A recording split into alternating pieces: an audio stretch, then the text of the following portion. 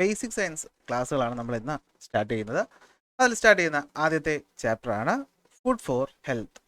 ഇപ്പോൾ ചാപ്റ്ററിൻ്റെ പേര് വായിക്കുമ്പോൾ തന്നെ നമുക്ക് മനസ്സിലാക്കാൻ പറ്റും നമ്മൾ ഈ ചാപ്റ്ററിൽ എന്തിനെ പറ്റിയിട്ടാണ് പഠിക്കാൻ പോകുന്നത്. ആഹാരത്തെ പറ്റിയിട്ടാണ് പഠിക്കാൻ പോകുന്നത്. എന്താണ് ആഹാരം, എന്തിനാണ് ആഹാരം കഴിക്കുന്നത്, ആഹാരം കഴിക്കുമ്പോൾ അതിൽ നിന്ന് നമുക്ക് എന്തൊക്കെ കാര്യങ്ങൾ കിട്ടും, അങ്ങനെയുള്ള കാര്യങ്ങളാണ് നമ്മളിവിടെ ആദ്യം പഠിക്കാനായിട്ട് പോകുന്നത്. സോ നിങ്ങൾ ആദ്യമായിട്ടാണ് നമ്മുടെ ചാനൽ കാണുന്നതെങ്കിൽ, ക്ലാസ്സുകൾ ഇഷ്ടപ്പെടുന്നുണ്ടെങ്കിൽ ഉറപ്പായിട്ടും ചാനൽ സബ്സ്ക്രൈബ് ചെയ്യുക, ക്ലാസ്സുകൾ ലൈക്ക് ചെയ്യുക. എന്തെങ്കിലും സംശയങ്ങളുണ്ടെങ്കിൽ എന്ത് ചെയ്യാം, കമൻ്റായിട്ട് ചോദിക്കാം. അതുപോലെ തന്നെ ഈ കാണുന്ന പോലത്തെ PDF നോട്ട് നിങ്ങൾക്ക് കിട്ടാൻ വേണ്ടിയിട്ട് എന്ത് ചെയ്യുക, നമ്മുടെ ടെലഗ്രാം ചാനൽ ജോയിൻ ചെയ്യുക. ചാനൽ ജോയിൻ ചെയ്യാനുള്ള ലിങ്ക് ഡിസ്ക്രിപ്ഷനിൽ കൊടുത്തിട്ടുണ്ട്. അവിടെ നിങ്ങൾക്ക് എന്ത് ചെയ്യാം, നോട്ട് ഡൗൺലോഡ് ചെയ്ത് എടുക്കാവുന്നതാണ് ഫ്രീ ആയിട്ട്. ഇനി ഓൺലൈൻ ക്ലാസ്സുകളിൽ ജോയിൻ ചെയ്യാൻ താല്പര്യമുണ്ടെങ്കിൽ സയൻസും സോഷ്യൽ സയൻസിൻ്റെയും ഓൺലൈൻ ട്യൂഷൻസ് പ്രൊവൈഡ് ചെയ്യുന്നുണ്ട്. അതിൽ ജോയിൻ ചെയ്യാൻ മുകളിൽ കാണുന്ന നമ്പറിൽ നിങ്ങൾക്ക് കോൺടാക്ട് ചെയ്യാവുന്നതാണ്. അപ്പോൾ ആരംഭിക്കാമല്ലോ. ഫുഡ് ഫോർ ഹെൽത്ത് എന്ന ചാപ്റ്ററിൽ നമുക്ക് ആദ്യം എന്താ പഠിക്കാനുള്ളത്, നമുക്ക് എന്തിനാണ് ആഹാരം, അല്ലേ? Why we need food. നമുക്ക് എന്തിനാണ് ആഹാരം ചോദിച്ചാൽ നിങ്ങൾ പറയും എന്തിനാണ്, വളരാൻ വേണ്ടിയിട്ടാണ്, അല്ലേ? എന്താ ഇവിടുത്തെ ഒരു ഡോക്ടറും ഒരു കുട്ടിയും കുട്ടിയുടെ പാരൻറ്റുമായിട്ടുള്ള ഒരു കോൺവെർസേഷൻ തന്നിട്ടുണ്ട്. സംഭവമൊന്നുമില്ല, ഇവിടെ പറയുന്നത് എന്താണ്, കുട്ടി അണ്ടർ വെയ്റ്റ് ആണ്, അല്ലേ? നിങ്ങളും പലപ്പോഴും ഇത് എക്സ്പീരിയൻസ് ചെയ്തിട്ടുണ്ടായിരിക്കും, അല്ലേ? നിങ്ങളെ കാണുമ്പോൾ ബന്ധുക്കളൊക്കെ പറയും, അല്ലേ, ആകെ ക്ഷീണിച്ചിരിക്കുകയാണ്, അല്ലേ, എന്താ ഒന്നും കഴിക്കാൻ തരാറില്ലേ വീട്ടിൽ, അല്ലേ? അപ്പോൾ നമുക്ക് അതിൽ നിന്ന് മനസ്സിലാക്കാൻ പറ്റും, ഫുഡ് കഴിക്കുന്നതിലൂടെയാണ് നമ്മൾ എന്ത് ചെയ്യുന്നത്, വളരുന്നത്, അല്ലേ? ഫുഡ് കഴിക്കുന്നതിലൂടെയാണ് നമ്മൾ വളരുന്നത്. മാത്രമല്ല, ഫുഡ് കഴിക്കുമ്പോൾ നിങ്ങളുടെ അച്ഛനും അമ്മയും ഒക്കെ നിങ്ങളത് വെജിറ്റബിൾസ് കഴിക്കാൻ പറയും, നിങ്ങൾക്കത് എന്തായാലും ഇഷ്ടം ഉണ്ടാകത്തില്ല. ഫ്രൂട്ട്സ് കഴിക്കാൻ പറയും, അത് പിന്നെ കുഴപ്പമില്ല. അതുപോലെ തന്നെ പാല് കുടിക്കാൻ പറയും, ചില കുട്ടികൾക്ക് അത് ഇഷ്ടമല്ല, ചിലർക്ക് നോൺ വെജ് ആയിരിക്കും ഇഷ്ടം, ഫ്രൂട്ട്സ് കഴിക്കും, വെജിറ്റബിൾസും കഴിക്കാൻ ഇഷ്ടമല്ല. അങ്ങനെ നമ്മൾ ആഹാരത്തിൽ ഭയങ്കര പ്രിഫറൻസ് ഉള്ളവരാണ്. പക്ഷേ എല്ലാ ആഹാരവും അല്പം വെച്ച് നമ്മൾ കഴിക്കേണ്ടത് ആവശ്യമാണ്. കാരണം നമുക്ക് വളരാനുള്ള പ്രധാനപ്പെട്ട എല്ലാ കാര്യങ്ങളും കിട്ടുന്നത് എവിടെ നിന്നിട്ടാണ്, ആഹാരത്തിൽ നിന്നാണ്.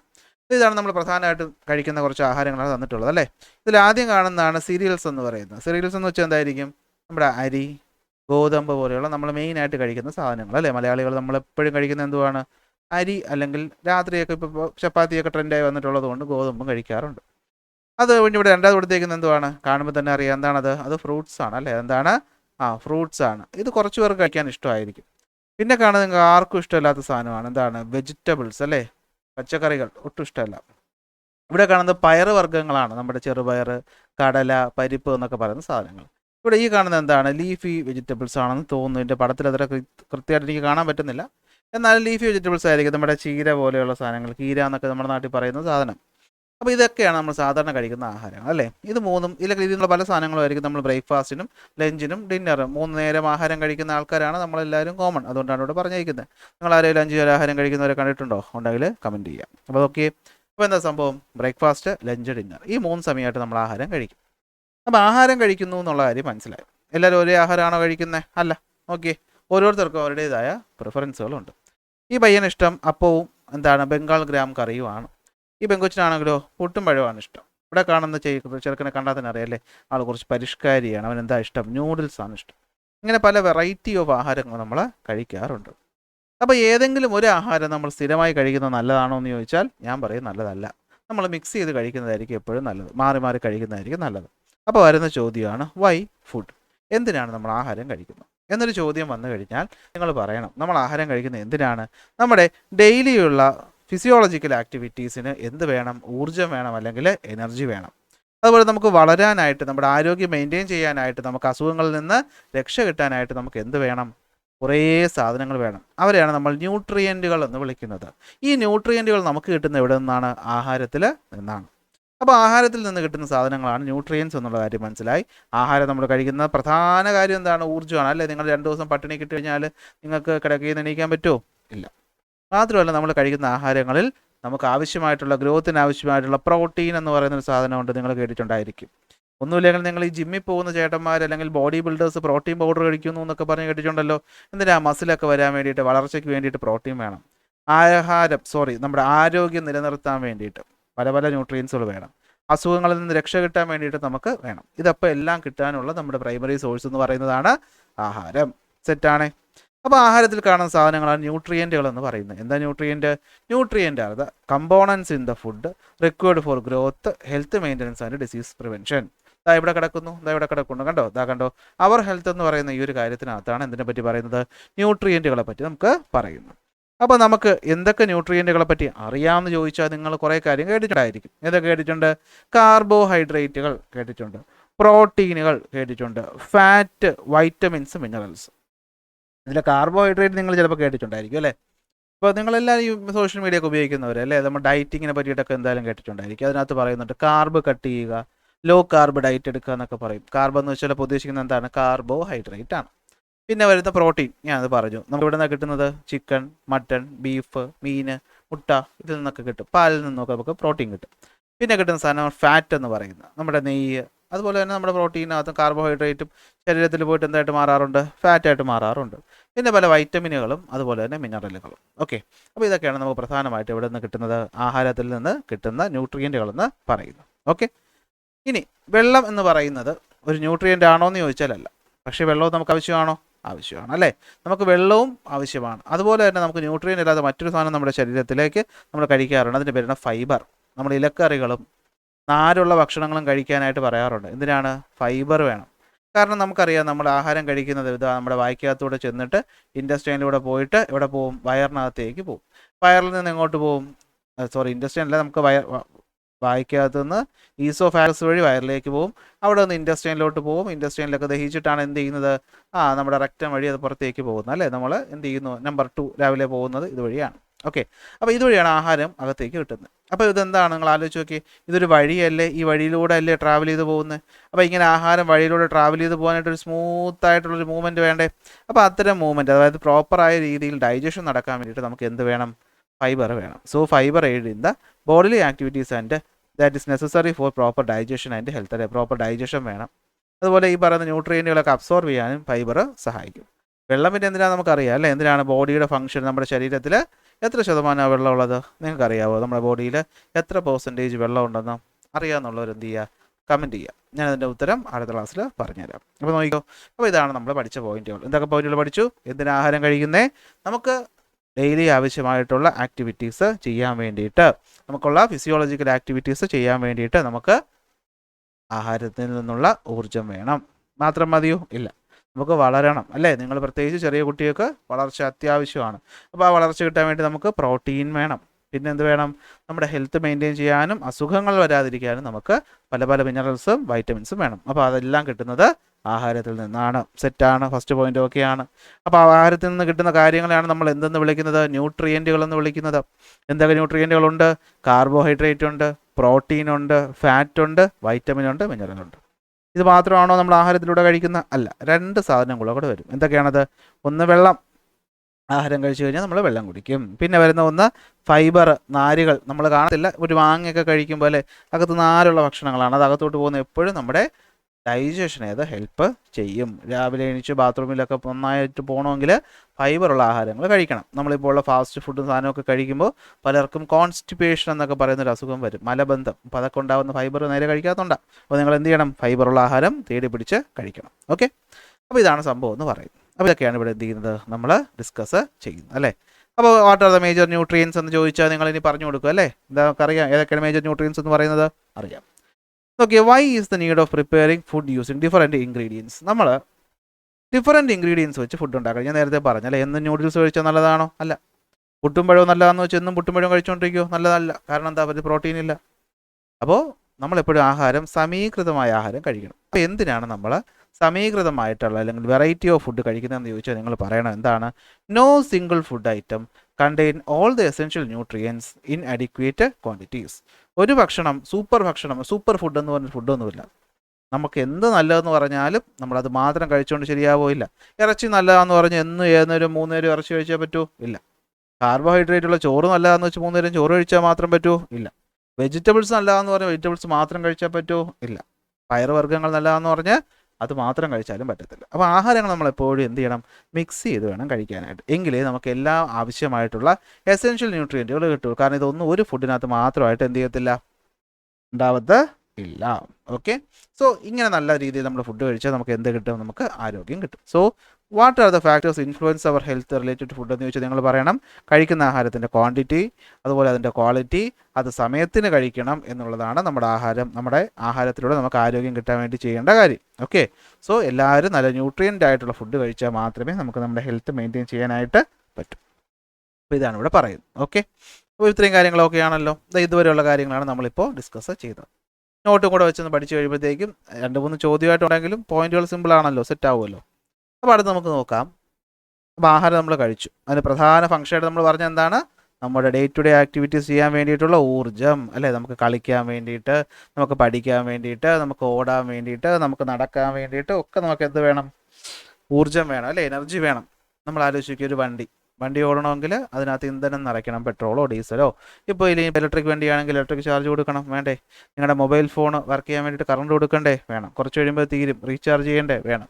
അപ്പോൾ നമ്മുടെ ശരീരത്തിനും അതുപോലെ എന്ത് ആവശ്യമാണ്?